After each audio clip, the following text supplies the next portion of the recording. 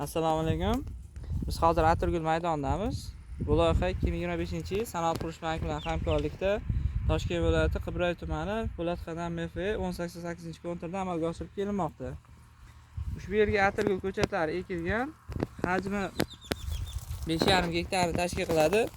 Maydonimiz yassi to'rtburchak shaklda joylashganligi sababli bo'yiga 652 metrga 672 metrni, eniga 10 metrga 90 metrni tashkil qiladi. Ekinlarimiz zamonaviy usullar bilan parvarishlanmoqda. Hozirda birinchi hosil yetishib chiqib, yig'ishtirib olish jarayonida. Hosil yetishib chiqish jarayoni 90 kun tashkil qiladi. Bu jarayonda mineral o'g'itlar bilan oziqlantiriladi hamda sug'oriladi.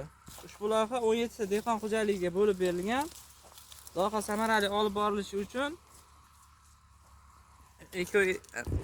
Mahliyomijon qizi ishlab chiqarish kooperativiga biriktirilgan.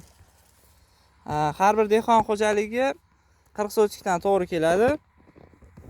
Yer maydoni ajratilgan hamda ushbu loyiha bo'yicha kelajakda gektaridan 50 tonnadan hosil olish rejalashtirilmoqda.